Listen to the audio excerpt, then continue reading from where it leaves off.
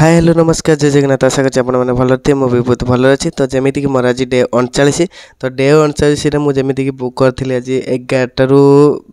ଦିନ 5ଟା ପୁଣି ହେଉଛି ସନ୍ଧ୍ୟା 7ଟାରୁ ରାତି 11ଟା ତ ଯେମିତି ତ ଆଜି ମୋତେ ସେତିକି ସମୟ ପୁରା ଫୁଲ୍ କାମ କରିବାକୁ ପଡ଼ିବ ଆଉ ଭାବିଥିଲି କି ମୁଁ କରିବି ନ କରେ କିନ୍ତୁ ଗେଇଟା ଆଗରୁ ବୁକ୍ କରିଥିଲି ଆଉ ଟିକେ ଅଧିକ ବୋଲେ ଆଜି କିନ୍ତୁ ପାଗଟା ବହୁତ ବଢ଼ିଆ କରିଛି ତ ମେଘ ନାହିଁ ଇଏ ନାହିଁ ବହୁତ ବଢ଼ିଆ ଲାଗୁଛି ଥଣ୍ଡା ଥଣ୍ଡା ଅଛି ମସ୍ତ ଲାଗିବ କାମ କରିବା ପାଇଁ କିନ୍ତୁ ବର୍ଷା ନ ହେବା ଦରକାର ଛତ୍ରକିଆ ବର୍ଷା ହେବ ଯଦି ସରିଗଲା ଆଉ ତ 11ଟା ହେଇନି ତ ମୁଁ ଅପେକ୍ଷା କରିଛି ତାପରେ 5-10 ମିନିଟ୍ ଆଉ ପଛଆଡ଼େ ତ ବ୍ୟାଗ୍ ଫେଗ୍ ବନ୍ଧା ହେଇକି ରେଡ଼ି ଅଛି ତ ଗାଡ଼ି ଓକେ ଆଉ କିନ୍ତୁ ଟିକେ ତେଲ ଫେଲ ପକାଇବାକୁ ପଡ଼ିବ ଆଜି ପ୍ରେସର୍ ବି କମ୍ ଅଛି ତେଲ ପକାଇବାକୁ ଅଛି ତ ଟିକେ ସେଥିପାଇଁ ଜଲ୍ଦି ବାହାରିବାକୁ ପଡ଼ିବ କାହିଁକିନା 11ଟା ପୂର୍ବରୁ ଗଲେ ଯାଇକି ହେବ କାହିଁକିନା ଯଦି 11ଟା ବେଳେ ଯିବ ଆଉ ତୁମେ ଯାଇକି ପୁଣି ସେଠି ଯଦି ଲାଇନ୍ ଲଗାଇବ ତେଲ ପକାଇବା ପାଇଁ ଟାଇମ୍ ୱେଷ୍ଟ କରିବ ତ ପୁଣି ଅସୁବିଧା ହେବ ତ ସେଥିପାଇଁ ମୁଁ ଆଜି ଜଲ୍ଦି ବାହାରି ଯାଇଥିଲି ପରିକି ଯାଇକି ପେଟ୍ରୋଲ ପମ୍ପରେ ପହଞ୍ଚିଥିଲି ଯାଇକି ସେଠି ତେଲ ପକାଇଲି ତେଲ ପକାଇଲା ପରେ ପୁଣି ଯାଇକି ସେଠି ପ୍ରେସର୍ ଥିଲା ଟିକେ ପୁଣି ଯାଇକି ସେଠି ଲାଇନ୍ ଲଗାଇକି ପ୍ରେସର୍ ଦେବାକୁ ପଡ଼ିଲା ତ ଟିକେ ଜଲ୍ଦି ବାହାରିକି ଯାଇଥିଲି ବୋଲି ତ ଆଜି ମୋର କିଛି ନାହିଁ ତ ତାପରେ ମୋର ପ୍ରଥମ ଅର୍ଡ଼ର ବାହାରିଥିଲା କେଉଁଠି କୁର୍ତ୍ତୀ କ୍ୟାଫେରୁ ତ ସେଠିକି ଯାଇଥିଲି ତ ସେଠୁ ଗଲା ପରେ 5-10 ମିନିଟ୍ ଅପେକ୍ଷା କରିଥିଲି ଅପେକ୍ଷା କଲା ପରେ ତ ସେ ଅର୍ଡ଼ରଟା ପିକଅପ୍ କରିଥିଲେ ତ ସେଠି ନେଇକି ତାକୁ ଯାଇକି ଡେଲିଭରି ଦେଇଦେଲି ତ ପୁଣି ସାଙ୍ଗେ ସାଙ୍ଗେ ଅର୍ଡ଼ର ବାଜିଲା ପୁଣି ବାଜିଥିଲା ମୋତେ ଗୋଟେ ଫ୍ରେଶ୍ରେ ବାଜିଥିଲା ତ ଏଠି ଫ୍ରେଶ୍ ଫୁଡ଼୍ ବୋଲି ଗୋଟେ ଅଛି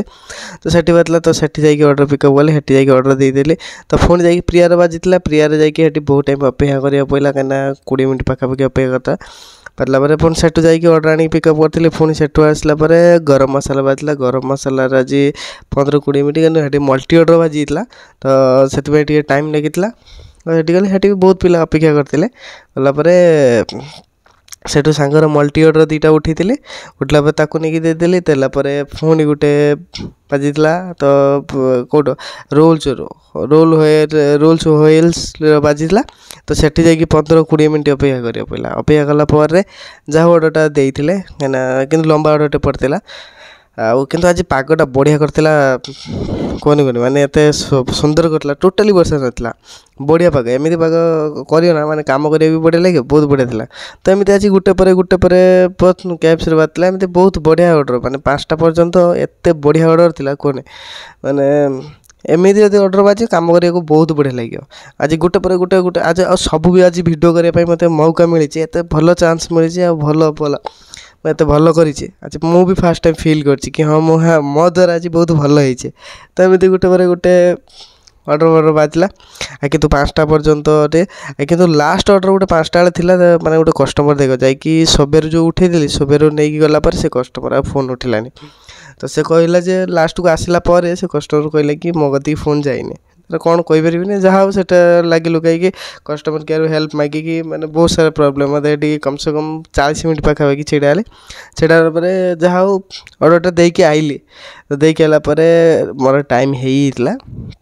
5ଟା ହେଇଥିଲା କିନ୍ତୁ ମୋର ସେଠୁ ଗୋଟେ ରିଟର୍ନ ଅର୍ଡ଼ର ବାହାରିଥିଲା ପିଜ୍ଜା ହଟ୍ର ତ ମୁଁ ସେଠୁ ଫେରିକି ଆସିଲା ପରେ ପିଜ୍ଜା ହଟ୍ର ଅର୍ଡ଼ରଟା ନେଇକି ଆସିଲା ପରେ ମୋର ଯାଇକି 5ଟା ବାଜିଥିଲା ତ ସେ ପର୍ଯ୍ୟନ୍ତ 5ଟା ପରେ ହେଇଥିଲା କିନ୍ତୁ ଗୋଟେ ରିଟର୍ନ ଅର୍ଡ଼ର ବୋଲି ଦେଇଥିଲା ଯାହା ମୋର ଆଜି ଏମିତି ପୁରା ପୁଣି 7ଟା ବେଳେ କରିଥିଲି କିନ୍ତୁ ବର୍ଷା ହେଉଥିଲା 7ଟା ପରେ ବର୍ଷା ରଗଡ଼ ହେଉଥିଲା ତ ଆଉ ଭିଡ଼ିଓ କରିନି ତ ଆଜି ମୋର କ'ଣ ହେଇଥିଲା 1110 ଟଙ୍କା ପ୍ଲସ୍ 185 ନା କ'ଣ 1110 ଟଙ୍କା ଆଉ ସେକେଣ୍ଡ ଇନସେଣ୍ଟିଭ୍ଟା ମିଳିଥିଲା 220ଟା ମିଳିନାହିଁ 165 ନା 150 ନା 180 ଇନସେଣ୍ଟିଭ୍ ଆଉ 1110 ଟଙ୍କା 10 ଘଣ୍ଟା 36 ମିନିଟ୍ 19ଟା ଅର୍ଡ଼ର ଆଉ ଗୋଟେ ଅର୍ଡ଼ର ହେଇଥିଲେ 220 ଟଙ୍କା ହେଇଥାନ୍ତା ତ 40 ଟଙ୍କା ଲସ୍ ଆଜି ଆଉ ତ କ'ଣ ଆଜି ବହୁତ ପ୍ରବଳ ବର୍ଷା ହେଲା 7ଟା ବେଳେ ମାନେ ବାଧ୍ୟ ରେନିକୋଟ୍ ପିନ୍ଧିବାକୁ ଭିଡ଼ିଓ ଟିକେ କରି ହେଲାନି ଏତେ ସାରା ପ୍ରୋବ୍ଲେମ୍ କ'ଣ ଯାହା ହଉ ଯାହା ବି ହେଇଛି ବହୁତ ଭଲ ହେଇଗଲା କିଛି ଅସୁବିଧା ନଥିଲା ତ ଦେଖ ମୋର ଆଜି କ'ଣ ପ୍ରୋବ୍ଲେମ୍ ଥିଲା ମୋର ଆଜି କିଛି ପ୍ରୋବ୍ଲେମ୍ ନଥିଲା କିନ୍ତୁ 7ଟା ଦିନଟି ବହୁତ ବଢ଼ିଆ ଥିଲା ମାନେ ମୁଁ ଆଜି ଖାଇନାହିଁ ଆଜି ପାଣି ବି ପିଇନାହିଁ କିନ୍ତୁ କାମ କରିଛି ମାନେ ଏତେ ବଢ଼ିଆ ମାନେ କ୍ଲାଇମେଟ୍ କରିଥିଲା ଆଉ ଏତେ ବହୁତ ବଢ଼ିଆ ଲାଗୁଥିଲା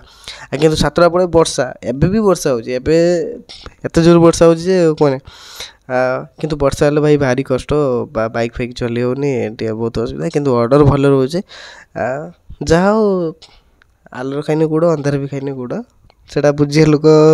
ସମସ୍ତେ ବୁଝିପାରିବନି, ଯିଏ ପାର୍ସଲ କାମ କରୁଛି ସିଏ ବୁଝିପାରିବ। ଆଉ ଯାହା ହଉ ଦେଖିବା, କିଛି ଅସୁବିଧା ନାହିଁ। ଆଜିକା ଅର୍ଡ଼ର ବହୁତ ବଢ଼ିଆ ଥିଲା, ଆଉ ଆଜି ବି କାମ କରିବାକୁ ବି ବହୁତ ବଢ଼ିଆ ଲାଗିଲା। ତ ଏମିତି ରହିଲେ ଅର୍ଡ଼ର ଆଗକୁ ବଢ଼ିଆ ଲାଗିବ। ଆଉ ଯେଉଁମାନେ କ'ଣ କହିମି, ଆଉ ରହୁଛି, ଦେଖାଯିବ କାଲିକି ଯାହା ହେବ ଦେଖାଯିବ। ଆଉ ନେକ୍ସଟ ରହୁଛି।